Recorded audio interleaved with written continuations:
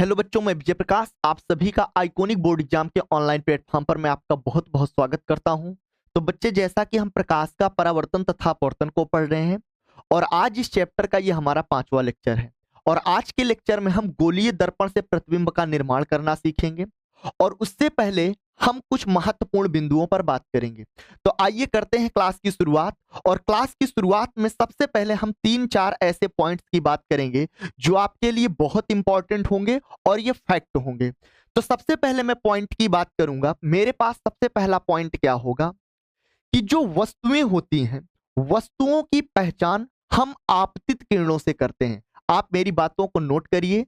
आगे आप जैसे अध्याय में हम बढ़ेंगे, हम देखेंगे कि किस तरह से हम पहचान करेंगे, आपको आगे समझ में आएगा। तो अभी आप यहां पर ध्यान दीजिएगा। मैंने आपको कहा क्या कि वस्तुओं की पहचान आपतित किरणों से होती है। इस बात को हम यहां लिखते हैं। वस्तुओं की पहचान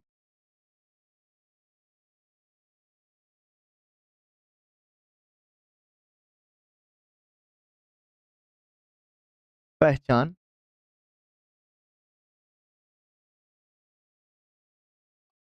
आपतित किरणों से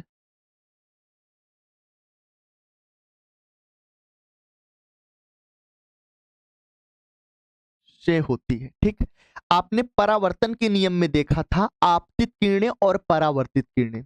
तो जो आपतित किरणें हैं, मैं उन्हीं आपतित किरणों की बात कर रहा हूं कि जो हमारे पास वस्तुएं होती हैं उनको हम आपतित किरणों से क्या करेंगे, पहचानेंगे। आगे आप देखेंगे कि किस तरह से हम इनको पहचानेंगे। अब यहां पर आपको ध्यान देना है कि जो हमारे पास वस्तुएं होती हैं, वस्तुएं हमारे पास दो प्रकार की होती हैं। इस बात को आप ध्यान दीजिए। वस्तुएं वस्तुएं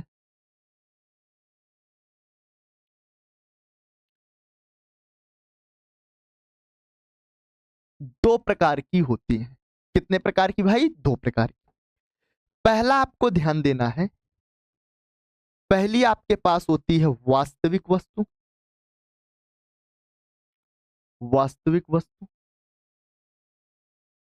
और दूसरा आपके पास होता है आभासी वस्तु। आभासी वस्तु। तो वस्तुएं हमारे पास दो प्रकार की होंगी, एक वास्तविक वस्तु और एक आभासी वस्तु। अब यहां पर थोड़ा सा ध्यान देते हैं कि वास्तविक वस्तु किसे कहेंगे और आभासी वस्तु हम किसे कहेंगे।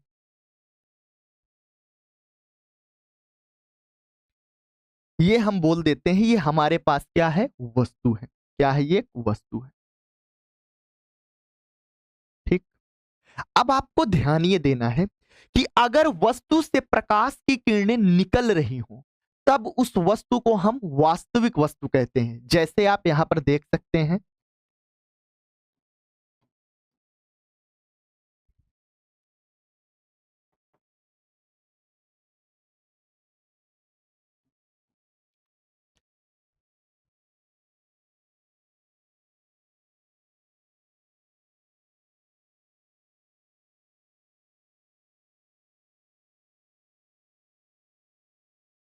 यहां पर आप ध्यान दीजिए, मैंने तीर के माध्यम से प्रकाश की किरणों को दिखाया है और ये हमारे पास एक वस्तु है और इस वस्तु से प्रकाश की किरणें निकल रहे हैं। आप यहां पर देख सकते हैं कि वस्तु से प्रकाश की किरणें निकलती हुई दिखाई पड़ रहे हैं। तो इस वस्तु को हम बोलेंगे क्या? वास्तविक वस्तु। तो आप ध्यान दीजिएगा, अगर वस्तु से प्रकाश की किरणें निकल रही हो तो वस्तु को हम कौन सी वस्तु बोलेंगे? वास्तविक वस्तु बोलेंगे। अब यहां पर आपको ध्यान देना है, ये भी हमारे पास एक वस्तु है। क्या है भाई? एक ये भी हमारे पास वस्तु है।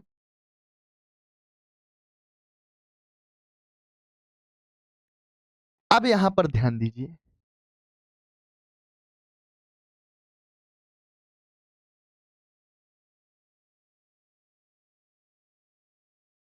यहां से प्रकाश की किरणें निकल रही थी और इस वस्तु पर प्रकाश की किरणें आकर क्या हो रही हैं? समाप्त। तो अगर वस्तु पर प्रकाश की किरणें आकर समाप्त होती हैं तब वस्तु को कौन सी वस्तु बोलेंगे? आभासी वस्तु। अब यहां पर आपको ध्यान देने वाली बात यह है कि मैंने लिखाया क्या, वस्तुओं की पहचान आपतित किरणों से होती है। तो ये जो किरणें निकल रही हैं ये हमारे पास आपतित किरणें हैं, और ये जो किरणें आकर समाप्त हो रही हैं ये भी हमारे पास कैसी किरणें हैं? आपतित किरणें। तो अगर आपतित किरणें वस्तु से निकल रही हैं तो वास्तविक वस्तु, अगर आपतित किरणें वस्तु पर समाप्त हो रही हैं तो उसको कौन सी वस्तु बोलेंगे? आभासी वस्तु। इसको हम आगे देखेंगे। तो इतनी बातें आई होप आपको समझ में आई होंगी। ठीक भाई, अब हम आगे बढ़ते हैं और आगे बढ़ते हुए बात करते हैं प्रतिबिंब की। अब यहां पर आपको ध्यान देना है कि जो हमारे पास प्रतिबिंब होता है, प्रतिबिंब भी दो प्रकार के होते हैं। तो यहां पे लिखते हैं प्रतिबिंब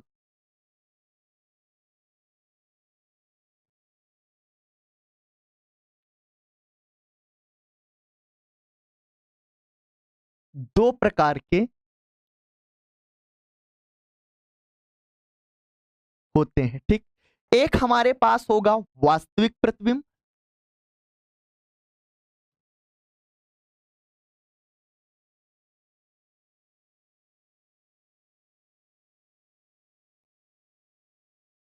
और दूसरा हमारे पास होगा आभासी प्रतिबिंब।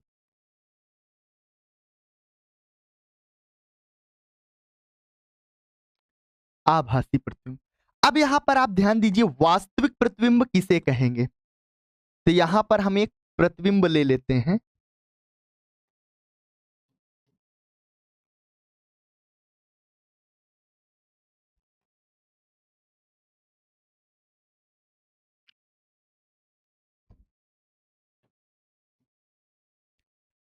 ये आपके पास एक प्रतिबिंब है, ये हमारे पास क्या है? प्रतिबिंब।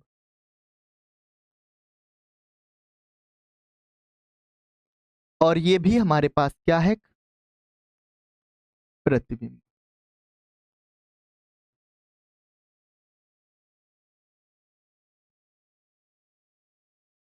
अब आप हमारी बातों को ध्यान दीजिए। अभी हमने आपको बताया कि प्रतिबिंब की पहचान किससे होगी? परावर्तित किरणों से। अब यहां पर वास्तविक प्रतिबिंब किसे कहेंगे?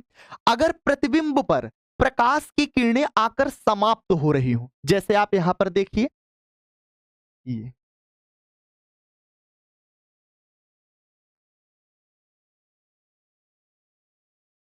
आप यहां पर देख सकते हैं कि प्रकाश की किरणें प्रतिबिंब पर आकर क्या हो रही हैं? समाप्त। और ये कौन सी किरणें हैं? परावर्तित किरणें। तो अगर प्रकाश की किरणें प्रतिबिंब पर समाप्त हो रही हैं तो उसको कौन सा प्रतिबिंब बोलेंगे? वास्तविक प्रतिबिंब। अब यहां पर आप ध्यान दीजिए, यहां से प्रकाश की किरणें निकल रही हैं, यहां से प्रकाश की किरणें निकल रही हैं, और ये प्रकाश की किरणें कौन सी किरणें हैं? परावर्तित किरणें। तो ध्यान दीजिएगा, अगर प्रतिबिंब से प्रकाश की किरणें निकल रही हैं तो प्रतिबिंब को कौन सा प्रतिबिंब बोलेंगे? आभासी प्रतिबिंब। और ये कौन सी किरणें हैं? परावर्तित किरणें। एक एक बात को आपको फैक्ट के रूप में नोट करना है क्योंकि ये सारे पॉइंट बेहद इंपॉर्टेंट हैं। मैंने आपको बताया कि आपतित किरणें वस्तु की पहचान कराएंगी और परावर्तित किरणें प्रतिबिंब की पहचान कराएंगी। तो ये जो किरणें यहां पर दिखाई पड़ रही हैं ये परावर्तित किरणें हैं। अगर प्रतिबिंब से परावर्तित किरणें आकर प्रतिबिंब पर समाप्त हो रही हैं तो प्रतिबिंब कैसा होगा? वास्तविक। और अगर प्रतिबिंब से परावर्तित किरणें निकल रही हैं तो प्रतिबिंब कैसा होगा? आभासी। आई होप कि आपको ये चीजें समझ में आई होंगी। ठीक है, अब आगे बढ़ते हैं और आगे बढ़ते हुए हम बात करेंगे भाई अनंत किरण प्रकाश की। जो आप प्रकाश का परावर्तन और अपवर्तन पढ़ते हो, इसमें अनंत का बहुत बड़ा रोल होता है कि अनंत किसे कहते हैं। तो अनंत एक पोजीशन होती है, एक स्थिति होती है। और अनंत किरण प्रकाशिकी में किसे कहेंगे? अनंत कौन सी ऐसी स्थिति होती है? तो आप ध्यान दीजिएगा, अनंत दर्पण से दूर एक ऐसी स्थिति होती है जहां से आने वाली प्रकाश किरणें एक दूसरे के क्या होती हैं? समांतर होती हैं।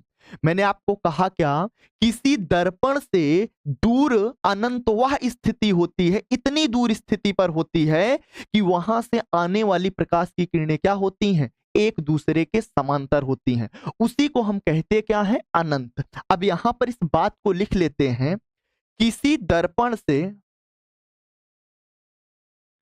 या यहां पे आप लिखिए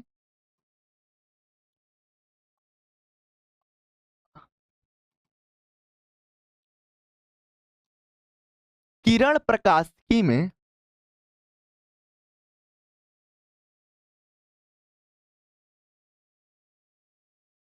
किरण प्रकाशिकी में अनंत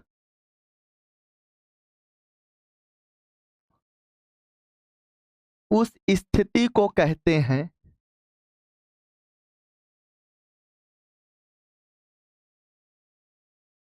जहां से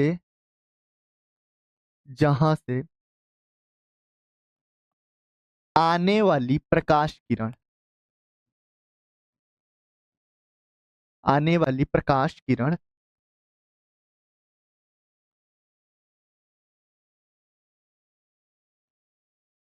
समांतर होती है। क्या होती है? समांतर। यानी आप दर्पण में देखोगे तो दर्पण से दूर किसी वस्तु को आप इतनी दूर लेके चले जाओ कि वहां से वस्तु से चलकर आने वाली प्रकाश किरणें क्या हो? समांतर हो। तो जब वस्तु अनंत पर होती है तो हमें उसकी एग्जैक्ट पोजीशन नहीं पता होती, और अनंत से आने वाली प्रकाश किरणें क्या होती हैं? समांतर। तो यानी दर्पण से आप काफी दूर चले जाओ, उसी को हम बोलेंगे क्या? अनंत। आई होप कि आपको चीजें समझ में आई होंगी। ठीक है, तो अनंत का मतलब ऐसी स्थिति जहां से आने वाली प्रकाश किरणें क्या हो? एक दूसरे के समांतर। ठीक है, जैसे हम आपको यहां पर अगर समझाना चाहें, जैसे यहां पर हम आपके सामने एक दर्पण ले लेते हैं, ध्यान दीजिएगा। ये हमारे पास क्या है? एक दर्पण है।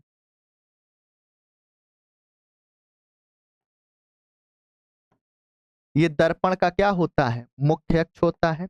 अब मान लेते हैं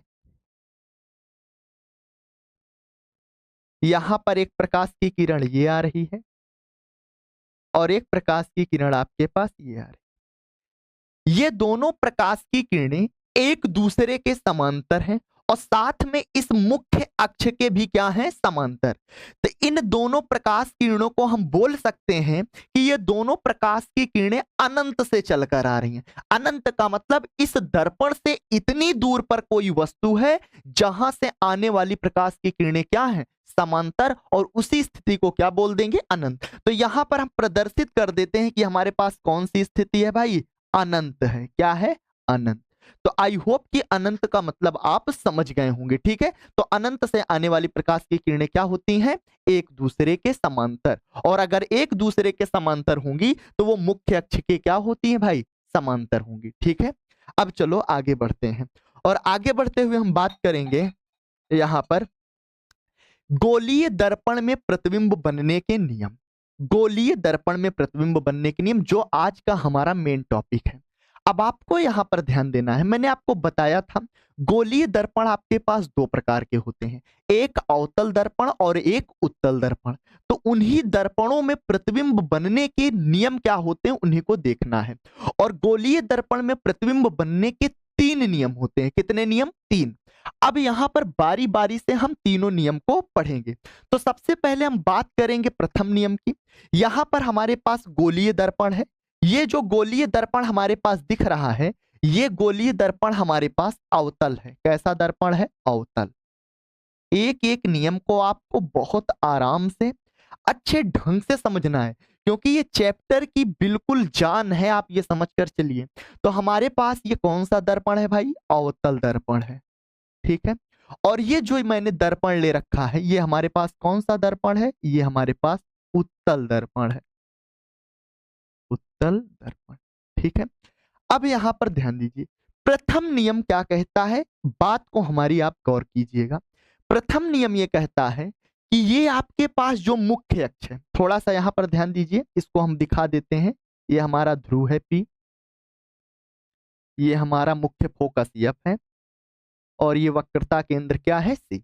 तो प्रथम नियम ये कहता है कि मुख्य अक्ष के समांतर आने वाली प्रकाश किरण, मुख्य अक्ष के समांतर आने वाली प्रकाश किरण परावर्तन के पश्चात, दर्पण से परावर्तन के पश्चात मुख्य फोकस से होकर जाती है या मुख्य फोकस से आती हुई प्रतीत होती है।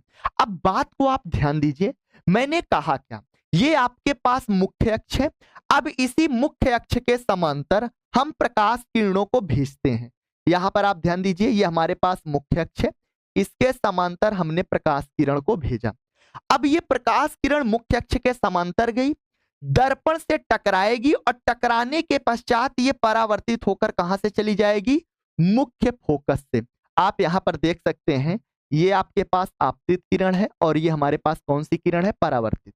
तो ये आपतित किरण इस मुख्य अक्ष के समांतर गई, दर्पण से टकराई और टकराने के पश्चात कहां से चली गई? मुख्य फोकस से। ये तो मैंने अवतल दर्पण में देखा।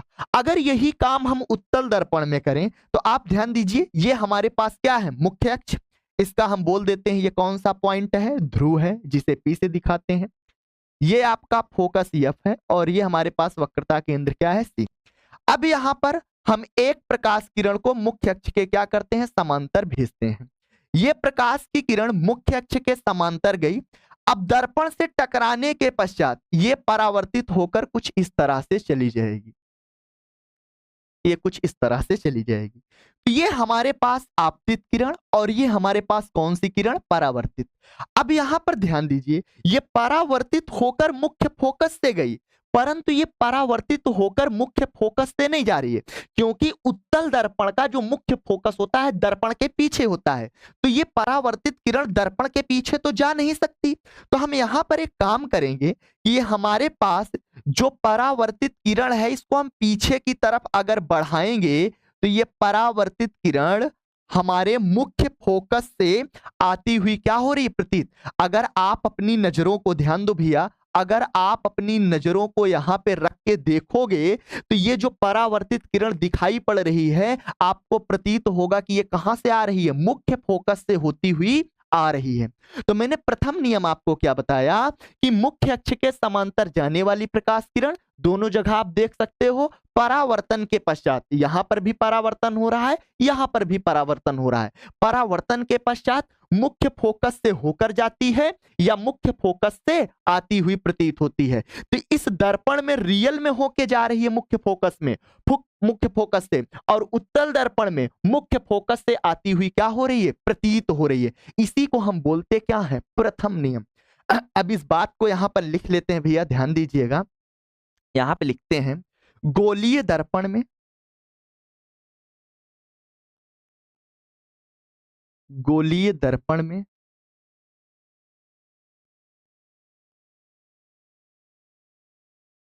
मुख्य अक्ष के समांतर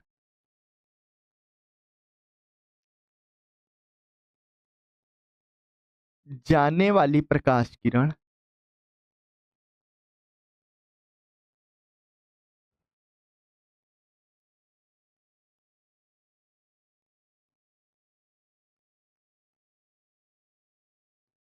परावर्तन के पश्चात,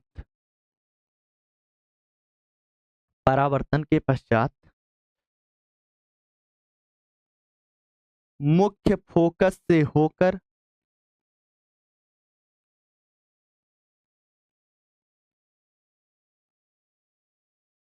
होकर जाती है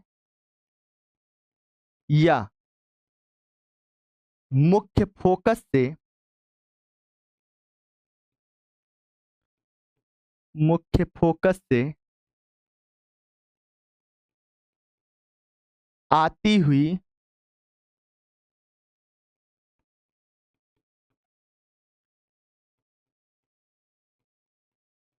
प्रतीत होती है। आई होप कि आपको चीजें समझ में आई होंगी। तो अवतल दर्पण में मुख्य फोकस से देखो होके जा रही है और उत्तल दर्पण में मुख्य फोकस से आती हुई क्या हो रही है? प्रतीत हो रही है। आई होप कि आपको ये प्रथम नियम अच्छे से क्लियर हुआ होगा। ठीक भाई, अब आगे बढ़ते हैं और आगे बढ़ते हुए हम बात करेंगे कि द्वितीय नियम, दूसरा नियम क्या है। दूसरा नियम भैया, जो आपने पहला नियम देखा है जस्ट उसका उल्टा कर देंगे। ध्यान दीजिएगा, सबसे पहले ये आपके पास दर्पण है, दर्पण ये कौन सा है? अवतल, अवतल दर्पण है हमारे पास ये, और ये हमारे पास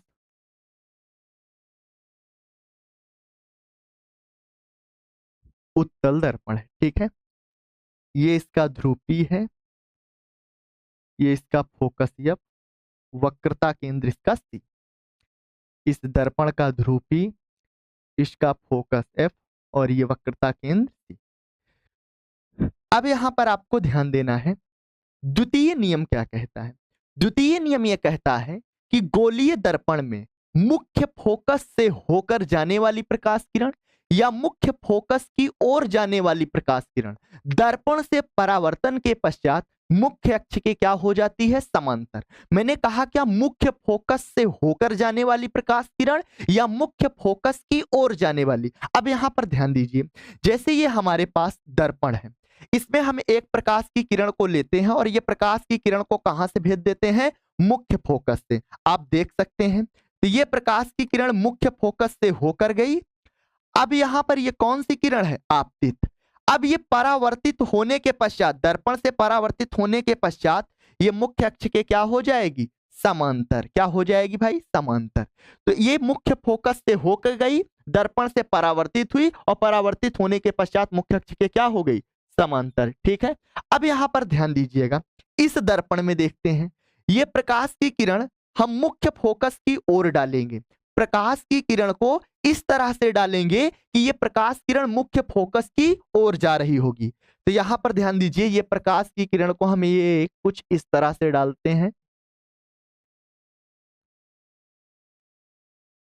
अब ये जो आपतित किरण आ रही है दर्पण के उस पार तो जा नहीं सकती, क्योंकि पीछे कलई किया गया है। तो अगर हम इसको बढ़ाएंगे, इस आपतित किरण को, तो ये आपतित किरण मुख्य फोकस की तरफ जाती हुई दिखाई पड़ रही है। अब यहां पर दर्पण से परावर्तन के पश्चात ये प्रकाश की किरण क्या हो जाएगी, मुख्य अक्ष के समांतर हो जाएगी। तो यहां पर ध्यान दीजिएगा, इस दर्पण में मुख्य फोकस से होकर प्रकाश की किरण गई और परावर्तन के पश्चात मुख्य अक्ष के समांतर हो गई। इसमें ये जो आपतित किरण आ रही है मुख्य फोकस की ओर जा रही थी, परंतु परावर्तन के पश्चात मुख्य अक्ष के क्या हो गई, समांतर। तो इसमें मुख्य फोकस से होकर गई है, इसमें मुख्य फोकस की ओर जाती हुई दिखाई पड़ रही है। बात समझ में आई? आई होप कि आपको चीजें समझ में आई होंगी। ठीक है। तो यहां पर लिखेंगे क्या, दूसरा नियम, ध्यान दीजिएगा, मुख्य फोकस से होकर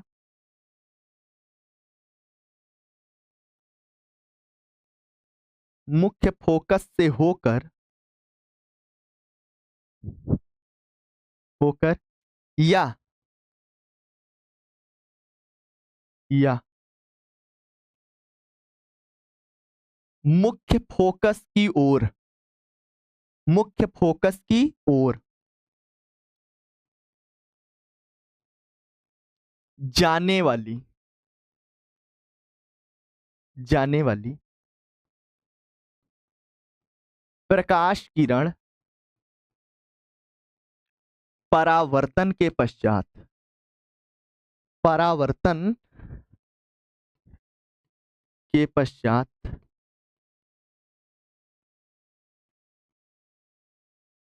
मुख्य अक्ष के समांतर हो जाती है, समांतर हो जाती है। आई होप कि आपको चीजें समझ में आई होंगी। तो इसमें मुख्य फोकस से होकर जा रही है और इस वाले दर्पण में मुख्य फोकस की ओर जा रही थी, परंतु जा नहीं पाएगी, परावर्तन के पश्चात मुख्य अक्ष के क्या हो गई, समांतर। तो ये हमारे पास कौन सा नियम रहा, दूसरा नियम। ठीक भाई। तो आई होप कि यहां तक आपको चीजें क्लियर हुई होंगी। आगे बढ़ते हैं और आगे बढ़ते हुए हम बात करेंगे तृतीय नियम की। तो यहां पर हमारे पास ये दर्पण का कौन सा पॉइंट है, ध्रुव। ये आपका फोकस एफ है और ये वक्रता केंद्र सी है। दर्पण कैसा है, ये अवतल दर्पण है भाई, अवतल दर्पण। ठीक है। और इसका ये ध्रुव है सी, इसका ये मुख्य फोकस एफ और ये वक्रता केंद्र क्या है, सी है। ठीक है। अब यहां पर आपको ध्यान देना है कि तृतीय नियम क्या कहता है। तृतीय नियम यह कहता है कि वक्रता केंद्र से होकर जाने वाली प्रकाश किरण या वक्रता केंद्र की ओर जाने वाली प्रकाश किरण परावर्तन के पश्चात अपने मार्ग पर पुनः क्या होती है, वापस लौट जाती है। ध्यान दीजिएगा, ये अवतल दर्पण है, इसमें हम पहले प्रकाश की किरण को कहां से डालते हैं, वक्रता केंद्र से। तो जब प्रकाश किरण को हम वक्रता केंद्र से डालेंगे तो ये प्रकाश की किरण जिस मार्ग पर गई है परावर्तन के पश्चात उसी मार्ग पर पुनः क्या हो जाती है, वापस हो जाती है। तो यहां पर वक्रता केंद्र से होकर गई प्रकाश किरण, परावर्तन के पश्चात अपने मार्ग पर पुनः क्या हो गई, वापस।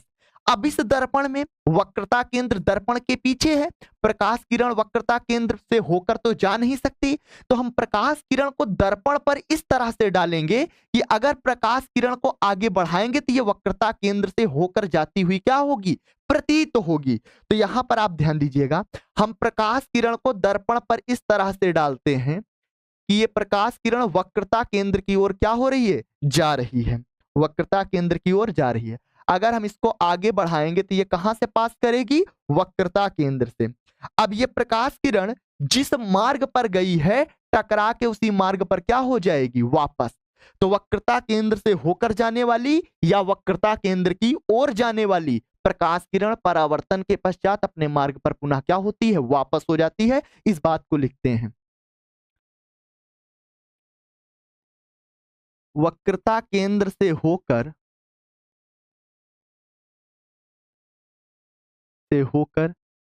या वक्रता केंद्र की ओर, वक्रता केंद्र की ओर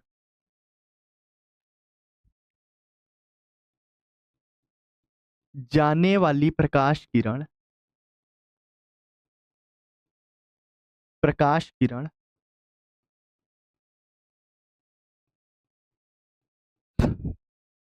परावर्तन के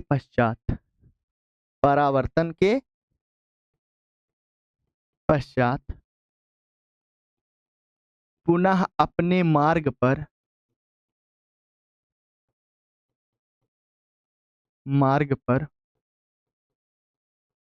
वापस लौट जाती।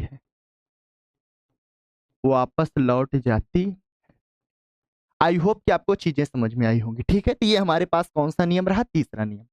अब आगे बढ़ते हैं, और आगे बढ़ते हुए अब हम बात करेंगे गोलीय दर्पण में प्रतिबिंब निर्माण। और गोलीय दर्पण दो होते हैं, तो सबसे पहले हम देखेंगे अवतल दर्पण में प्रतिबिंब निर्माण।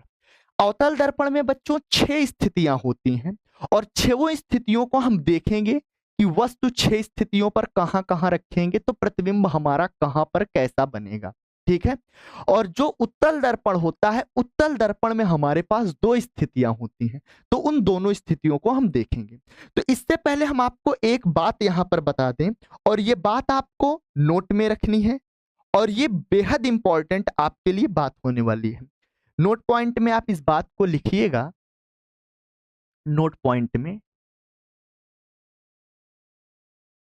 कि जो प्रतिबिंब हमारे पास वास्तविक होता है, जो प्रतिबिंब हमारे पास वास्तविक होता है, वास्तविक प्रतिबिंब सदैव उल्टा बनता है। इस बात को आप लिखिएगा, वास्तविक प्रतिबिंब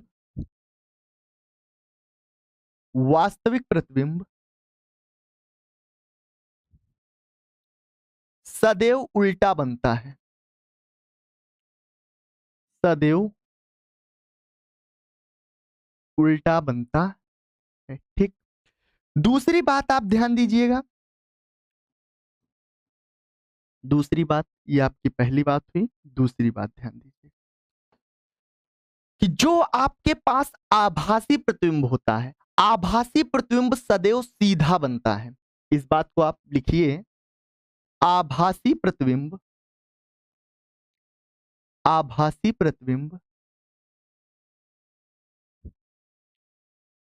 सदैव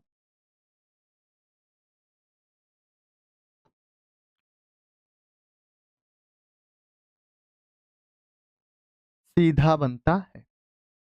ये दोनों पॉइंट आपके लिए बहुत इंपॉर्टेंट है, इनको आप याद रखिएगा। वास्तविक प्रतिबिंब आपका सदैव कैसा बनेगा, उल्टा, और आभासी प्रतिबिंब सदैव क्या बनेगा, सीधा। ये दोनों पॉइंट आपको याद होने चाहिए, ठीक भाई।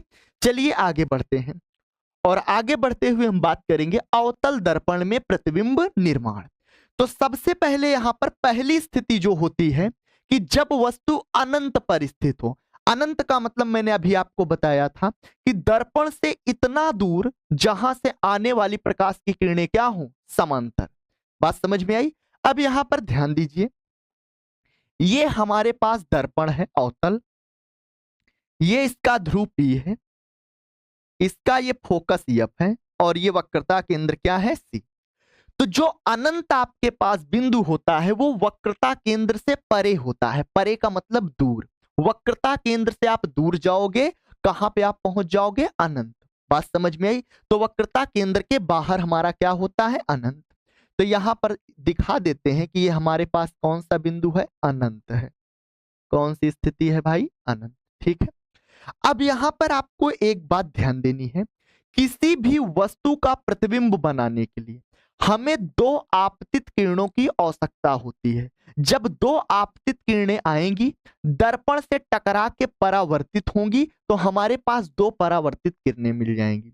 तो अगर हमें किसी भी वस्तु का प्रतिबिंब बनाना है तो हमारे पास कम से कम दो प्रकाश की किरणें होनी चाहिए।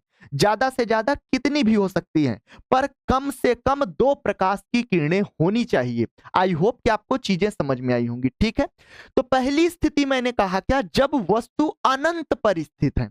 अनंत का मतलब हमें नहीं पता है कि वस्तु हमारी कहां पर है, पर अगर अनंत पर है तो अनंत से जो वस्तु से प्रकाश की किरणें चलकर आएंगी वो क्या होंगी, समांतर। आई होप कि आपको चीजें समझ में आ रही होंगी। ठीक है। तो यहां पर हम प्रकाश की किरणों को ले लेते हैं, और प्रकाश की किरणें हमारे पास अनंत से कैसी आती हैं, मुख्य अक्ष के समांतर। तो एक प्रकाश की किरण हमारे पास ये आई, ये प्रकाश की किरण कैसे आई है, मुख्य अक्ष के समांतर। ठीक है। अब ये दर्पण से परावर्तित होगी, और परावर्तित होने के पश्चात कहां से जाएगी, मुख्य फोकस से जाएगी।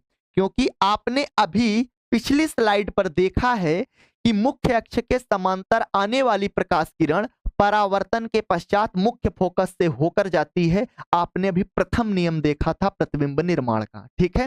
तो यहां पर ये मुख्य अक्ष के समांतर आई आपतित किरण, और ये टकरा के कहां से चली गई, मुख्य फोकस से। ठीक। तो यहां पर एक किरणें तो मैंने ले लिया। अब दूसरी जो किरण है वो भी हमारे पास कहां से आएगी, मुख्य अक्ष के समांतर आएगी। क्योंकि वस्तु कहां पर है, अनंत पर।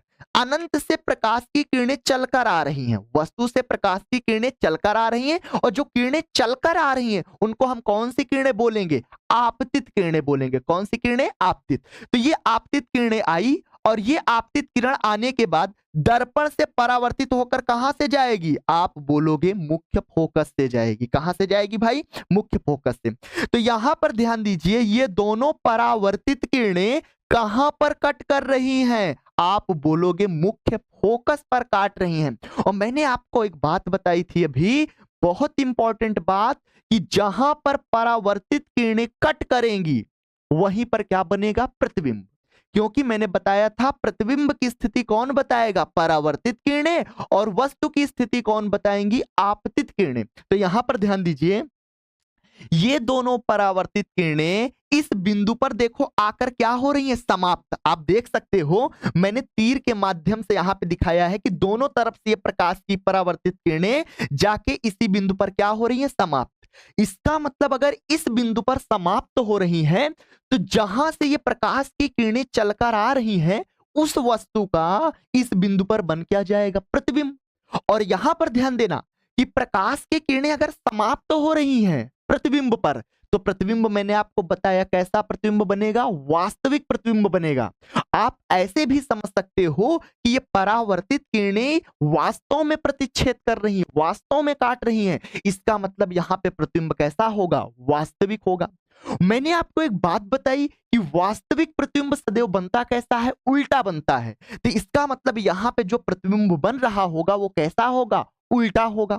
और एक बात ध्यान देनी है कि ये प्रतिबिंब हमारा मुख्य अक्ष पर बन रहा है, और मुख्य अक्ष पर बन रहा है इसलिए जो प्रतिबिंब का आकार होगा बिंदु के आकार का होगा। आप इस बात को ध्यान देंगे कि जब हमारा प्रतिबिंब इस मुख्य अक्ष पर बनेगा तो प्रतिबिंब का आकार कैसा होगा, बिंदु के आकार का। तो मैंने आपको बताया क्या कि प्रतिबिंब हमारा मुख्य फोकस पर बन रहा है, वास्तविक होगा, उल्टा होगा, और आकार कैसा होगा, बिंदु के आकार का होगा। क्यों रियल बन रहा है प्रतिबिंब, क्योंकि ये परावर्तित किरणें वास्तव में कट कर रही हैं। आई होप कि आपको चीजें ये क्लियर हुई होंगी। ठीक है।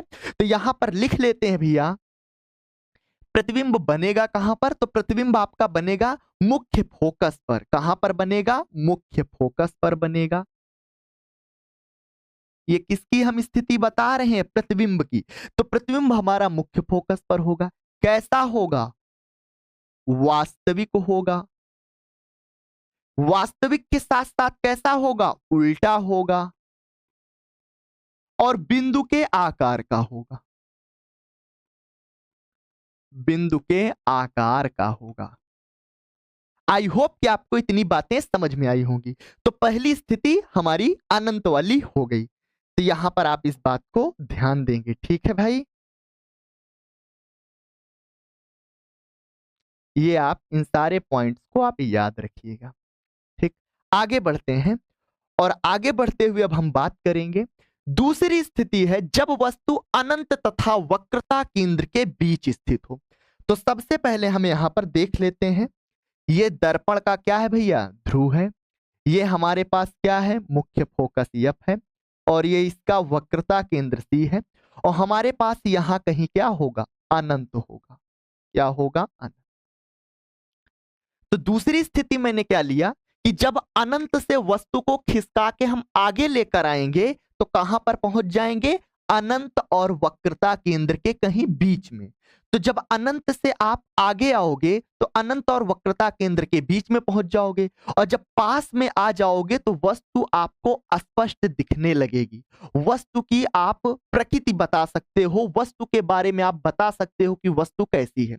तो कुल मिलाकर आप ये ध्यान दीजिए कि जब अनंत से वस्तु आगे आएगी तो अनंत और वक्रता केंद्र के बीच में पहुंच जाएगी, तब हमें वस्तु दिखाई पड़ेगी कि वस्तु हमारी कितनी हाइट की है और कैसी है। जब वस्तु अनंत पर थी तो हमें उसके बारे में कोई ज्ञान नहीं था, पर जब वस्तु अनंत और वक्रता केंद्र के बीच आ जाएगी तो वस्तु हमको दिखाई पड़ेगी। तो चलो यहां पर ले लेते हैं, ये हमारे पास वस्तु है। क्या है भाई? ये वस्तु है। ठीक है, वस्तु का यहां पे हम नाम रख देते हैं कि वस्तु जो है हमारे पास क्या है? ए बी है। क्या है? ए बी है। ठीक है, अब यहां पर हमें इसका बनाना क्या है? प्रतिबिंब। क्या बनाना है भाई? प्रतिबिंब। अब आपको ध्यान ये देना है कि प्रतिबिंब बनाने के मैंने आपको 3 नियम बताए। उन्हीं 3 नियमों में से कोई सा भी आप 2 नियम लगा दीजिए, आपका प्रतिबिंब बनकर क्या हो जाएगा? तैयार। अब ध्यान दीजिए, पहला नियम यहां पे लगाते हैं कि यहां से एक प्रकाश की किरण को वस्तु से मुख्य अक्ष के समांतर भेज देते हैं। यह प्रकाश की किरण गई मुख्य अक्ष के समांतर, परावर्तित होकर कहां से चली जाएगी भाई? मुख्य फोकस से चली जाएगी। कहां से जाएगी? मुख्य फोकस से। प्रथम नियम आपने लगा दिया। अब यहां पर कोई एक नियम और लगा दीजिए, प्रतिबिंब बनकर आपका क्या हो जाएगा? तैयार। तो यहां पर हम दूसरी प्रकाश की किरण को वस्तु से मुख्य फोकस से भेज देते हैं। कहां से भेज देते हैं? मुख्य फोकस से भेज देते हैं। तो जब प्रकाश किरण को हम मुख्य फोकस से भेजेंगे तो ये प्रकाश की किरण जाएगी, दर्पण से टकराएगी और टकराने के पश्चात ये मुख्य अक्ष के क्या हो जाएगी भाई? समांतर हो जाएगी। क्या हो जाएगी? समांतर। तो आप यहां पर देख सकते हैं कि यहां पर आपका क्या बन गया? प्रतिबिंब बन गया। क्या बन गया? प्रतिबिंब। ये आप देख सकते हैं कि ये आपका ये प्रतिबिंब है। ये हमारे पास यहां पर क्या बन गया? प्रतिबिंब। तो हमारे पास वस्तु ये ए बी थी। वस्तु हमारे पास क्या थी? A B. यहां से ये एक प्रकाश की किरण मुख्य फोकस से गई और दूसरी प्रकाश की किरण ये कहां से जा रही है? मुख्य अक्ष के समांतर। तो ये परावर्तित होकर मुख्य फोकस से चली गई और ये परावर्तित होकर मुख्य अक्ष के क्या हो गई? समांतर। अब ये दोनों परावर्तित किरणें देखो इसी बिंदु पर क्या कर रही हैं? काट रही हैं। इसका मतलब यहां पर बन क्या गया? इसका प्रतिबिंब। अब आप ऐसे भी समझ सकते हो कि ये दोनों प्रकाश की किरणें आकर इसी बिंदु पर क्या हो रही हैं? समाप्त हो रही हैं इस बिंदु पर। इसका मतलब यहां पे बनेगा क्या? प्रतिबिंब। अगर समाप्त हो रही है तो प्रतिबिंब कैसा होगा? वास्तविक। और वास्तविक प्रतिबिंब कैसा होता है? उल्टा। और आकार यहां पे जो प्रतिबिंब का बनेगा वो वस्तु के आकार से कैसा होगा? छोटा। तो यहां पर दिखा देते हैं कि ये जो प्रतिबिंब आपके पास बना है ये ए डैश है और ये आपके पास क्या है? B dash. वस्तु हमारे पास ये इतनी बड़ी है और प्रतिबिंब देखो हमारे पास इतना बड़ा बन रहा है। इसका मतलब वस्तु के आकार से प्रतिबिंब का आकार कैसा है? छोटा है। ठीक है, तो यहां पर इसकी स्थिति को हम लिख लेते हैं कि प्रतिबिंब कहां बन रहा है? वक्रता केंद्र और फोकस के बीच में बन रहा है। तो यहाँ पे प्रतिबिंब कहां पर बन रहा है भैया, यहाँ पे लिखते हैं वक्रता केंद्र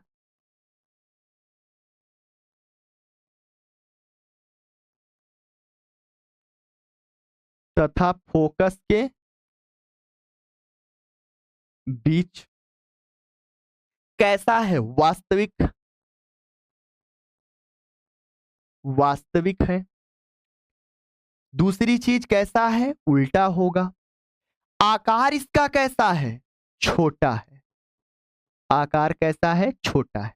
यानी वस्तु के आकार से इसका आकार कैसा है, छोटा है। तो आई होप कि यहां तक आपको चीजें बिल्कुल क्लियर हुई होंगी।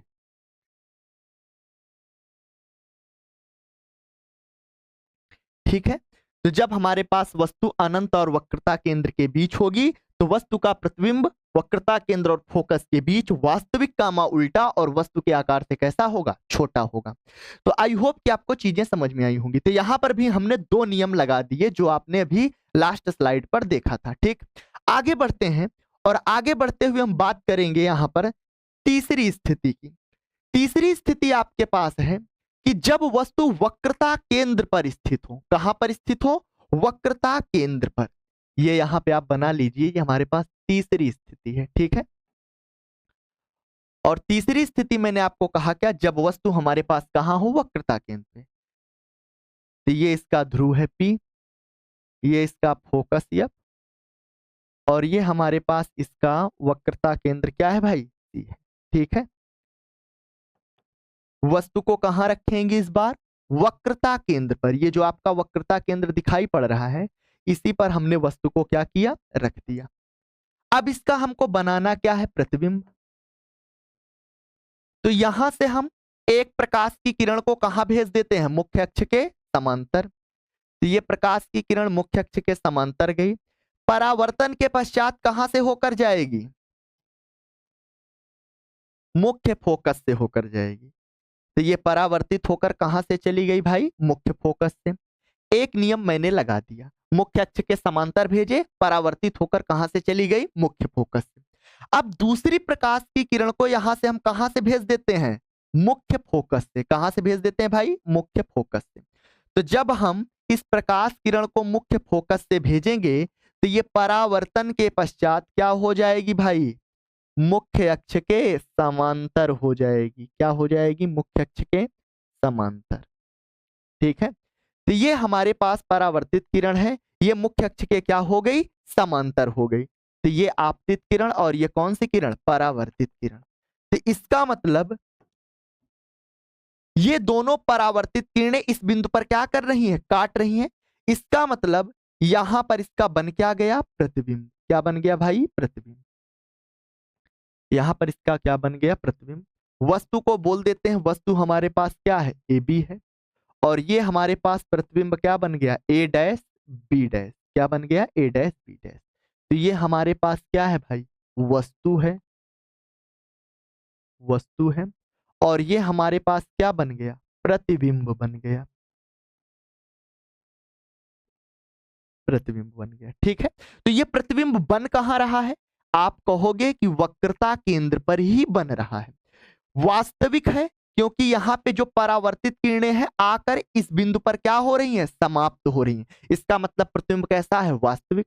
वस्तु वक्रता केंद्र पर रखी है, प्रतिबिंब भी कहां बन रहा है, वक्रता केंद्र पर। यानी दोनों का आकार क्या होगा, समान होगा। यानी प्रतिबिंब का आकार वस्तु के आकार के क्या होगा, बराबर होगा, वास्तविक होगा। वास्तविक प्रतिबिंब मैं बार बार बता रहा हूं कैसा बनता है, उल्टा बनता है। तो आई होप कि आपको चीजें समझ में आई होंगी। तो यहां पर लिख लेते हैं, प्रतिबिंब कहां पर बनेगा, वक्रता केंद्र पर बनेगा। प्रतिबिंब हमारा वक्रता केंद्र पर होगा। कैसा होगा, वास्तविक होगा, वास्तविक। गामा कैसा होगा, उल्टा होगा, वस्तु के आकार के बराबर होगा, वस्तु के आकार के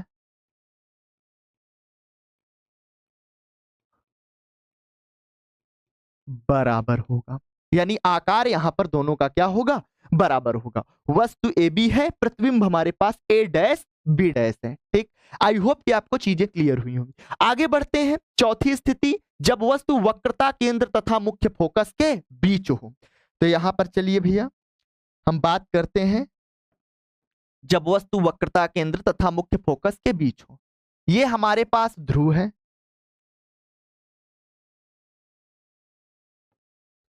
ये हमारे पास ध्रुव है P, ये हमारा मुख्य फोकस F है, और ये वक्रता केंद्र C है। ठीक है, इस बार हम वस्तु को कहां रखेंगे?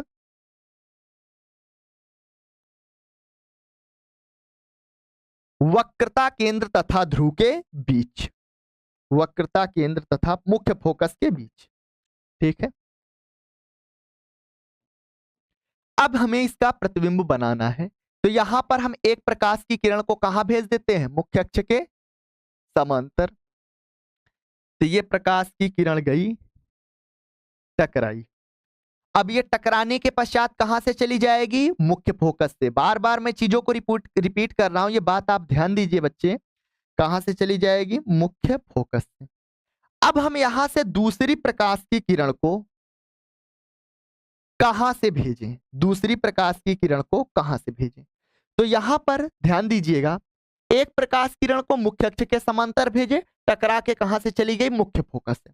दूसरी प्रकाश की किरण को हम भेज देते हैं मुख्य फोकस से। तो यहां पर ध्यान दीजिएगा, ये मुख्य फोकस से होकर गई, दर्पण से टकराई, और टकराने के पश्चात, एक मिनट, टकराने के पश्चात ये मुख्य अक्ष के क्या हो गई? समांतर हो गई। मुख्य अक्ष के क्या हो गई? समांतर। तो यहां पर आप ये भी ध्यान दीजिएगा, ये हमारे पास यहाँ पे कौन सी स्थिति होती है? अनंत। क्या होती है? अनंत। ठीक है, अब आप देख सकते हैं कि ये आपके पास आपतित किरण है, और ये आपके पास कौन सी किरण है? परावर्तित। अब यहां पर ये दोनों परावर्तित किरणें इस बिंदु पर आकर क्या हो रही हैं? समाप्त हो रही हैं। क्या हो रही भाई? समाप्त हो रही हैं। कौन से बिंदु पर? आप देख सकते हैं इस बिंदु पर ये समाप्त हो रही हैं। तो इसका मतलब यहां पर इनका बन क्या जाएगा? प्रतिबिंब। क्या बन जाएगा? प्रतिबिंब। तो ये हमारे पास क्या बन गया? प्रतिबिंब। वस्तु बोल देते हैं हमारे पास क्या थी? ए बी है, ये वस्तु है ए बी। प्रतिबिंब हमारे पास बन गया ए डैश बी डैश। कैसा बन गया? ए डैश बी डैश। ठीक है, तो जब वस्तु हमारे पास वक्रता केंद्र और फोकस के बीच है, तब वस्तु का प्रतिबिंब वक्रता केंद्र और अनंत के बीच बन रहा है। ये आपके पास कौन सी स्थिति है? अनंत। और ये हमारे पास क्या है? वक्रता केंद्र। वस्तु आपके पास इतनी बड़ी है और प्रतिबिंब का आकार वस्तु से कैसा है? बड़ा। तो प्रतिबिंब हमारे पास वक्रता केंद्र अनंत के बीच बनेगा, वास्तविक होगा, उल्टा होगा, और वस्तु के आकार से कैसा होगा? बड़ा होगा। तो यहां पर इस चीज को लिख लेते हैं, प्रतिबिंब कैसा है? वास्तविक है, कामा उल्टा है, तथा वस्तु के आकार से बड़ा। वस्तु के आकार से कैसा बनेगा? बड़ा बनेगा। ठीक है, यहां पर आप इस बात को ध्यान दीजिएगा, ये हमारे पास क्या है? वस्तु है, और ये हमारे पास क्या है? प्रतिबिंब है। प्रतिबिंब। ठीक है, तो आई होप कि आपको ये चीजें भी बिल्कुल क्लियर हुई होंगी। ठीक है, आगे बढ़ते हैं, और आगे बढ़ते हुए हम बात करेंगे पांचवी स्थिति, जब वस्तु मुख्य फोकस पर हो। आप यहां पर एक चीज नोटिस किए होंगे कि हम अनंत से धीरे धीरे धीरे धीरे दर्पण के क्या हो रहे हैं? पास आ रहे हैं, वस्तु को पास लेकर आ रहे हैं। तो यहां पर अब स्थिति है जब वस्तु मुख्य फोकस पर स्थित हो। तो ये हमारे पास P है, ध्रुव, ये आपका F है, और ये आपके पास वक्रता केंद्र क्या है? C है। वस्तु कहां पर है आपकी? इस बार मुख्य फोकस पर है। वस्तु हमारे पास कहां है भाई? मुख्य फोकस पर। मैंने यहां पर वस्तु को रख दिया। आप कोई सा भी दो नियम लगा दो। यहां पे हम पहली प्रकाश किरण को मुख्य अक्ष के कहां भेज देते हैं? समांतर भेज देते हैं। मुख्य अक्ष के समांतर ये प्रकाश की किरण गई, आपतित किरण। दर्पण से परावर्तित होकर कहाँ चली जाएगी? मुख्य फोकस से होकर ये चली जाएगी। ठीक भाई, ये परावर्तित किरण कहाँ से चली गई? मुख्य फोकस से। अब यहां पर हम थोड़ा सा इस दर्पण को हम बढ़ा लेते हैं, ये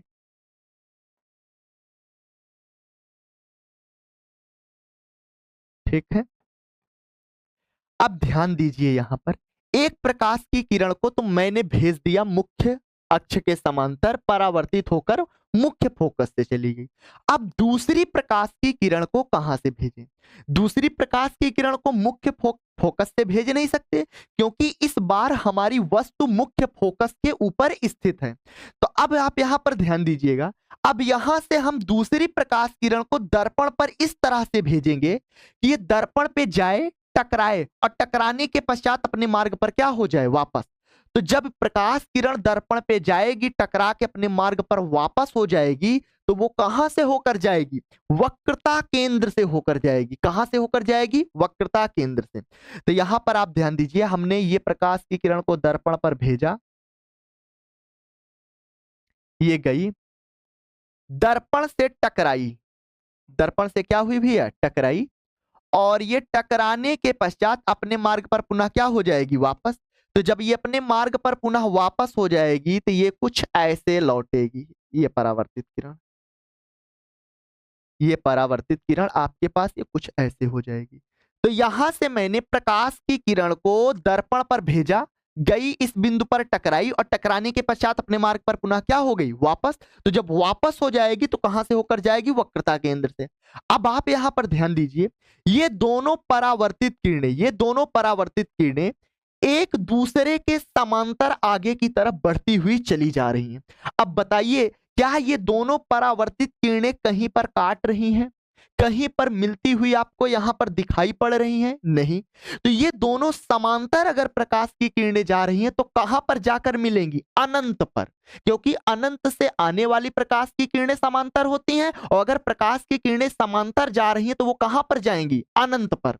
तो यानी ये दो परावर्तित किरणें कहां पर मिलेंगी, हमको इसकी स्थिति के बारे में नहीं पता, तो हम उसको बोल क्या देंगे? अनंत। तो यहां पर ध्यान दीजिएगा, ये आपके पास कौन सी स्थिति होती है? अनंत। कौन सी स्थिति? अनंत। तो ये दोनों प्रकाश की किरणें जाकर अनंत पर मिलेंगी। प्रतिबिंब कैसा बनेगा? वास्तविक बनेगा, और वास्तविक प्रतिबिंब उल्टा होता है, और प्रतिबिंब का जो आकार होगा वस्तु के आकार से बहुत बड़ा होगा, क्योंकि वस्तु हमारे पास ये इतनी बड़ी है। वस्तु को अगर हम यहाँ पे दिखाना चाहें तो वस्तु को बोल सकते हैं क्या है भैया? A B. परंतु इसका जो यहाँ पे बनेगा प्रतिबिंब, वो ध्यान दीजिएगा, इसका यहाँ पे जो बनेगा प्रतिबिंब अनंत पर, उसका आकार काफी क्या होगा? बड़ा होगा। तो जब वस्तु हमारी मुख्य फोकस पर होगी, तो प्रतिबिंब कहां पर बनेगा? अनंत पर बनेगा। तो इस बात को यहां पर लिखते हैं, प्रतिबिंब कहां पर बनेगा? अनंत पर बनेगा। अनंत पर कैसा होगा? वास्तविक होगा। साथ में कैसा होगा? उल्टा। और आकार बहुत बड़ा।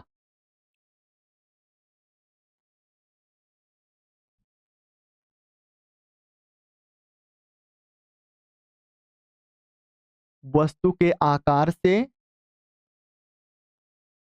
बहुत बड़ा। ठीक है, ये बातें आपको ध्यान देनी है। तो ये हमारे पास स्थिति हो गई। ठीक। तो जब किरणें समांतर होंगी तो वो मिलेंगी कहां पर? अनंत पर। इस बात को आप ध्यान दीजिएगा। अगली स्थिति पर चलते हैं, और अगली स्थिति क्या होगी? ये हमारे पास ध्रुव है P, ये हमारे पास फोकस F है, और ये हमारे पास वक्रता केंद्र C है। अगली स्थिति है जब वस्तु मुख्य फोकस तथा ध्रुव के क्या हो? बीच हो। तो ये हमारे पास मुख्य फोकस, ये आपका ध्रुव, और यहां पर इसको दिखाना चाहो तो आप दिखा सकते हो। ये कौन सी स्थिति है? अनंत है। ठीक है। वस्तु आपकी ध्रुव और फोकस के कहां है? बीच है।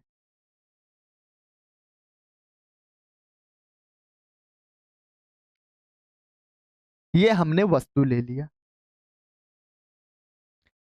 अब यहां से हम एक प्रकाश की किरण को मुख्य अक्ष के कहां भेज देते हैं? समांतर। एक प्रकाश किरण हमारी मुख्य अक्ष के कहां गई? समांतर। अब ये परावर्तित होकर, अब ये परावर्तित होकर कहां से चली जाएगी? मुख्य फोकस से। कहां से जाएगी? मुख्य फोकस से। ये परावर्तित होकर कहां से चली गई? मुख्य फोकस से। अब यहां पर दूसरी प्रकाश की किरण को हम दर्पण पर इस तरह से डालेंगे कि ये प्रकाश की किरण जाए, दर्पण से टकराए और टकराने के पश्चात अपने मार्ग पर पुनः क्या हो जाए? वापस। तो जब अपने मार्ग पर परावर्तित किरण पुनः वापस हो जाएगी तो वो कहां से होकर जाएगी? वक्रता केंद्र से। कहां से जाएगी? वक्रता केंद्र से। तो यहां पर हम प्रकाश की किरण को दर्पण पर ये डालें,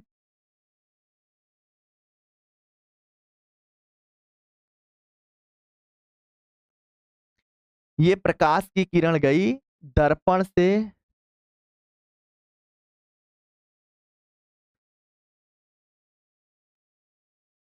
इसी को हम यहां दिखा देते हैं। ये है।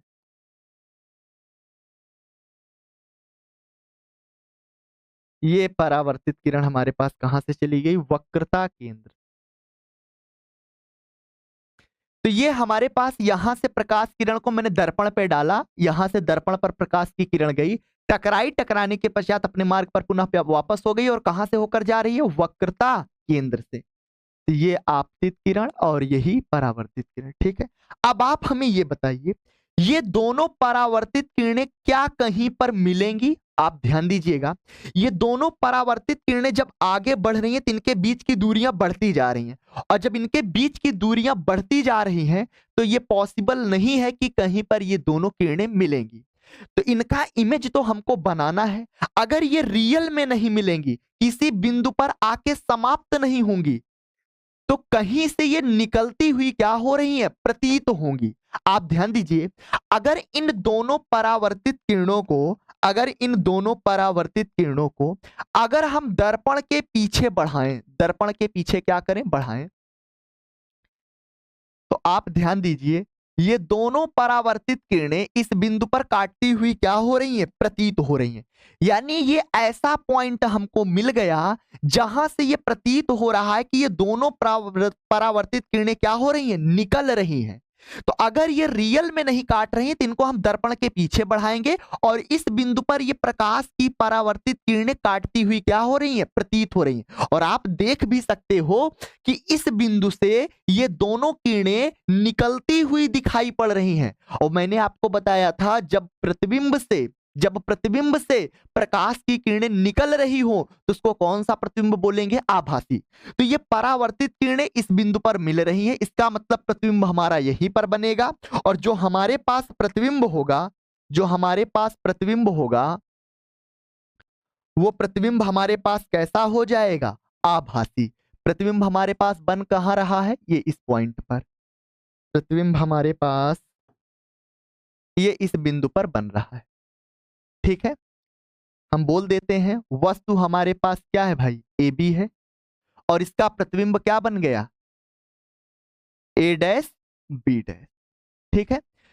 तो जब वस्तु मुख्य फोकस और ध्रुव के बीच होगी तो उसका प्रतिबिंब दर्पण के पीछे बनेगा। यह प्रतिबिंब है कैसा? आभासी। आभासी प्रतिबिंब मैंने आपको बताया कैसा बनता है? सीधा। वस्तु इतनी बड़ी है और प्रतिबिंब का आकार देखो इतना बड़ा है, यानी प्रतिबिंब का आकार वस्तु के आकार से कैसा होगा? बड़ा होगा। आई होप कि आपको चीजें समझ में आई होंगी। तो यहां पर इस बात को लिख लेते हैं कि प्रतिबिंब कहां बनेगा भाई? दर्पण के पीछे। दर्पण के पीछे कैसा होगा? आभासी। आभासी होगा। आभासी प्रतिबिंब कैसा होता है? सीधा होता है। सीधा। तथा वस्तु के आकार से, वस्तु के आकार से बड़ा बनेगा। क्या बनेगा, बड़ा बनेगा। आई होप कि आपको चीजें समझ में आई होंगी, ठीक है। तो ये हमारे पास इमेज कैसा हो गया, आभासी। और मैंने अभी आपको बताया था कि जब वस्तु से प्रकाश की किरणें निकलती हैं तो वस्तु हमारे पास कैसी होती है, वास्तविक। और मैंने यहाँ पे जो 6 स्थितियां देखी हैं, सभी स्थितियों में हमारे पास वस्तु कैसी है, वास्तविक। क्योंकि आप देख सकते हैं यहां से भी प्रकाश की किरणें निकल रही हैं, वस्तु हमारे पास कैसी है, रियल। यहां पर भी वस्तु से प्रकाश की किरणें निकल रही हैं, यानी वस्तु कैसी है, वास्तविक। और मैंने आपको बताया अगर प्रतिबिंब पर प्रकाश की किरणें समाप्त हो रही हैं तो प्रतिबिंब कैसा होगा, वास्तविक। और अगर प्रतिबिंब से प्रकाश की किरणें निकल रही हैं तो प्रतिबिंब कैसा होगा, आभासी। जैसे आप देख सकते हो कि यहाँ पे जो प्रतिबिंब बन रहा है, यहां से ये परावर्तित किरणें निकलती हुई दिखाई पड़ रही हैं, यानी आगे की तरफ बढ़ती हुई दिखाई पड़ रही है, यानी प्रतिबिंब कैसा होगा, आभासी होगा। आई होप कि आपको यहां तक सारी चीजें बिल्कुल क्लियर होंगी। तो यहां पर मैंने अवतल दर्पण में जो 6 स्थितियां होती हैं, उन 6 स्थितियों को हमने देख लिया है। सबसे पहले मैंने वस्तु को अनंत पर रखा, अनंत से आगे आए अनंत और वक्रता केंद्र के बीच, तीसरी स्थिति वक्रता केंद्र पर, चौथी स्थिति वक्रता केंद्र और फोकस के बीच, पांचवी स्थिति मुख्य फोकस पर, और छठवीं स्थिति फोकस और ध्रुव के बीच। ये 6 स्थितियों को हमने अच्छे से देख लिया। अब आगे बढ़ते हैं, और आगे बढ़ते हुए हम बात करेंगे उत्तल दर्पण में प्रतिबिंब निर्माण। आपको यहां पर ध्यान देना है, उत्तल दर्पण में केवल और केवल 2 स्थितियां होती हैं। क्यों 2 स्थितियां होती हैं, क्योंकि यहां पर उत्तल दर्पण के सामने, जैसे हम आपको यहां पर दिखाएं, ये उत्तल दर्पण का क्या है, ध्रुव है, ये इसका मुख्य फोकस बोल देते हैं यप, और ये इसका क्या है, वक्रता केंद्र। तो दर्पण के पीछे इसका मुख्य फोकस होता है और वक्रता केंद्र होता है। दर्पण के सामने केवल 2 स्थितियां होती हैं। एक तो दर्पण से आप इतनी दूर चले जाओ अनंत पर, एक स्थिति वो हो जाएगी, और अनंत से आगे कहीं पर भी आओगे वो आपका एक जनरल पॉइंट हो जाएगा, सामान्य बिंदु हो जाएगा। क्योंकि यहां पर फोकस और वक्रता केंद्र उत्तल दर्पण का दर्पण के कहां होता है, पीछे। तो इसीलिए केवल और केवल 2 स्थितियां होंगी। अवतल दर्पण में सब दर्पण के सामने था, मुख्य फोकस भी वक्रता केंद्र भी, तो इसलिए उसमें 6 स्थितियां बन गई, और उत्तल दर्पण में केवल और केवल 2 स्थितियां होंगी। तो पहली स्थिति बच्चों हम ले लेंगे कि वस्तु जब हमारी कहां पर स्थित हो, अनंत पर। अनंत का मतलब मैं बार बार रिपीट कर रहा हूं कि अनंत का मतलब जहां से आने वाली प्रकाश की किरणें क्या हो, समांतर, यानी दर्पण से इतना दूर आप चले जाओ कि प्रकाश की किरणें क्या हो जाएं, समांतर हो जाएं। ठीक भाई। तो यहां पर पहली स्थिति मैंने लिखा है जब वस्तु कहां पर हो, अनंत पर। तो यहां पर हम दिखा देते हैं कि ये हमारे पास क्या है भाई, अनंत है, अनंत। अनंत से आने वाली प्रकाश किरणें क्या होती हैं, समांतर। तो यहां पर इमेज बनाने के लिए 2 परावर्तित किरणों की जरूरत पड़ती है, और जब 2 आपतित किरणें आएंगी तभी 2 परावर्तित किरणें मिलेंगी। तो यहां पर एक प्रकाश की किरण को हम मुख्य अक्ष के समांतर ये दिखा दिए, और दूसरी प्रकाश किरण को मुख्य अक्ष के समांतर ये। अब ये दोनों आपतित किरणें हैं, दर्पण से परावर्तन के पश्चात ये कुछ ऐसे चली जाएगी, और ये दर्पण से परावर्तन के पश्चात कुछ ऐसे चली जाएगी। अब यहां पर ध्यान दीजिए, ये दोनों कौन सी किरणें हैं, परावर्तित किरणें। आपको यहां पर यह भी ध्यान देते हुए चलना है कि उत्तल दर्पण प्रकाश की किरणों को फैलाता है, अवतल दर्पण प्रकाश की किरणों को सिकोड़ता है। तो आप यहां पर देख रहे हैं कि ये दोनों आपतित किरणें जब दर्पण से टकराई तो इनको ये फैला रहा है, सिकोड़ नहीं रहा है। पर उत्तल दर्पण फैला रहा है, पर अवतल दर्पण प्रकाश की किरणों को सिकोड़ता है। तो ये बताओ, ये दोनों परावर्तित किरणें ये भिन्न भिन्न डायरेक्शन में आगे बढ़ रही हैं।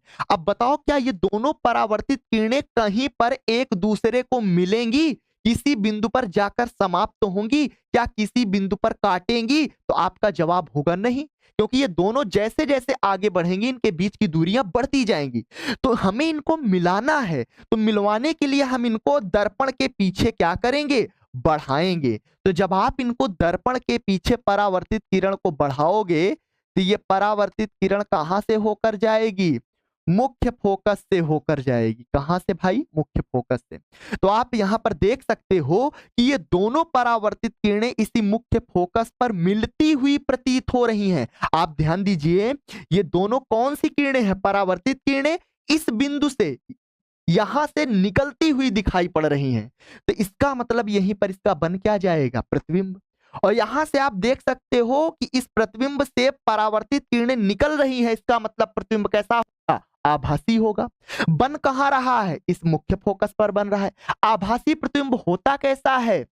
आभासी प्रतिबिंब मैंने आपको बताया कैसा होता है, सीधा होता है। आकार कैसा होगा? मुख्य अक्ष के देखो ऊपर बन रहा है, यानी आकार बिंदु के आकार का होगा।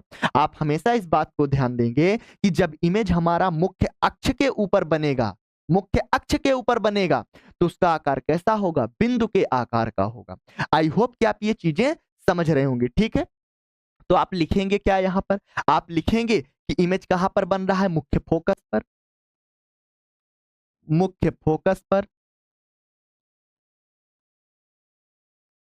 मुख्य फोकस पर कैसा होगा? आभासी होगा। आभासी होगा, मुख्य फोकस पर आभासी होगा। आभासी के साथ साथ भाई सीधा बनेगा, सीधा होगा। आकार कैसा होगा? बिंदु के आकार का, बिंदु के आकार का बनेगा। ठीक है, तो आई होप कि आपको चीजें समझ में आई होंगी। परावर्तित किरणें कहीं पे काट नहीं रही थी, इनको मैंने कट करवाया तो इमेज जाकर हमारे पास बन गया। आई होप कि आपको यहां तक बेहतर ढंग से क्लियर होगा भाई। चलिए आगे बढ़ते हैं, और आगे बढ़ते हुए हम लास्ट स्थिति की बात करते हैं।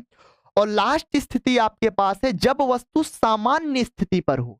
सामान्य स्थिति का मतलब यहां पर मैंने एक स्थिति अनंत ले लिया। अनंत से जब वस्तु आपकी आगे आएगी, तो यहां से लेकर कहीं पर भी वस्तु को रख दो, इसमें वो स्थिति आपकी कहलाएगी क्या? सामान्य स्थिति। क्योंकि इस तरफ मैंने बार बार मैं बता रहा हूं, क्योंकि फोकस और वक्रता केंद्र नहीं है। इसका फोकस और वक्रता केंद्र दर्पण के कहां है? पीछे। तो जब इस तरफ कुछ है ही नहीं, तो उसको हम कौन सी स्थिति बोल देंगे? सामान्य स्थिति। तो यहां पर चलिए इसको दिखा देते हैं। ये आपका कौन सा पॉइंट है? अनंत है। कौन सा है? अनंत। अब अनंत के आगे आ गए, उसको हम बोलेंगे क्या? जनरल पॉइंट, सामान्य स्थिति। तो यहां पर वस्तु को हम रख देते हैं, और जब आप अनंत से आगे आ जाओगे तो वस्तु आपको स्पष्ट दिखने लगेगी। वस्तु की स्थिति के बारे में आपको ज्ञान हो जाएगा कि वस्तु हमारी कहां पर है। ठीक है, तो अब यहां पर हमें इसका बनाना क्या है? प्रतिबिंब। और प्रतिबिंब बनाने के लिए एक प्रकाश की किरण को हम कहां से भेज देते हैं? मुख्य अक्ष के समांतर। थोड़ा सा यहां पर हम दिखा देते हैं। ये दर्पण का क्या है भाई? ध्रुव है। ये इसका क्या है? मुख्य फोकस एफ है। और ये इसका क्या है? वक्रता केंद्र सी है। तो यहां पर हमारे पास ये आपतित किरण गई मुख्य अक्ष के समांतर। परावर्तन के पश्चात ये कुछ ऐसे चली जाएगी, ये फैल जाएगी। ये आपके पास कौन सी किरण है? परावर्तित किरण। अब यहां पर दूसरी प्रकाश की किरण को कहां से डालें? दूसरी प्रकाश की किरण को कहां से डालें? तो यहां से हम दूसरी प्रकाश किरण को दर्पण पे इस तरह से डालेंगे, ये दर्पण पे जाए और टकराने के पश्चात अपने मार्ग पर पुनः वापस हो जाए।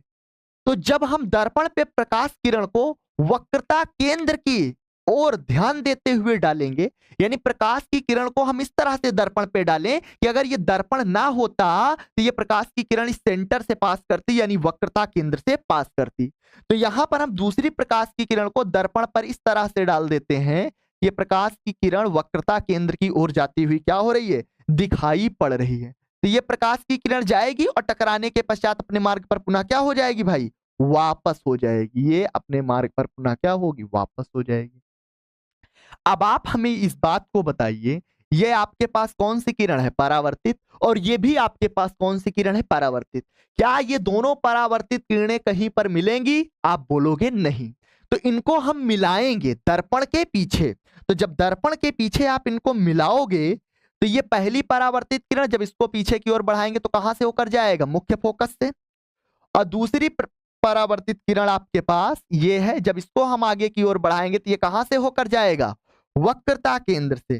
तो आप यहां पर देख सकते हो कि ये हमारे पास दोनों परावर्तित किरणें इस बिंदु पर क्या हो रही हैं? काटती हुई प्रतीत हो रही हैं।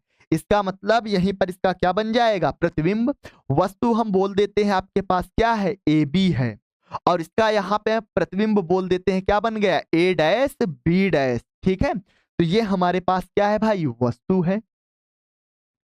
ये वस्तु है, और इसका यहां पे ये बन के आ गया? प्रतिबिंब बन गया। प्रतिबिंब बन गया। ठीक है, तो यहां पर हमने क्या किया, परावर्तित किरणों को पीछे की तरफ बढ़ाया और आप देख सकते हो इस बिंदु पर ये परावर्तित किरणें मिलती हुई प्रतीत हो रही हैं, यानी इस बिंदु से ये दोनों परावर्तित किरणें निकलती हुई दिखाई पड़ रही हैं। इसका मतलब यहां पे प्रतिबिंब कैसा बन गया, आभासी। और आभासी प्रतिबिंब कैसा होगा, सीधा। और आप देख सकते हो कि वस्तु का आकार इतना बड़ा है और प्रतिबिंब का आकार इतना बड़ा बन रहा है, छोटा सा। कहां पर बन रहा है, ध्रुव और मुख्य फोकस के बीच बन रहा है। तो आप लिख लेते हैं भैया इसकी स्थिति को। तो यहां पर लिखेंगे प्रतिबिंब कहां बनेगा, मुख्य फोकस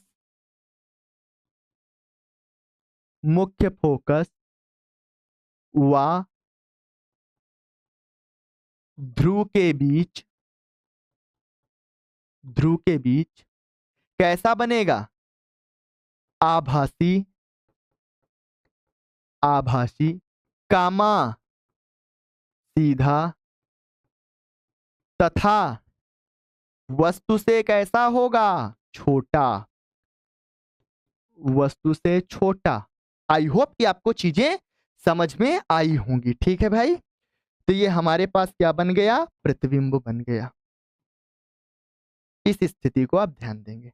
ठीक, तो हमने यहां पर अवतल दर्पण और उत्तल दर्पण में जितने भी प्रकार के प्रतिबिंब बन सकते थे सभी की स्थितियों को हमने देख लिया।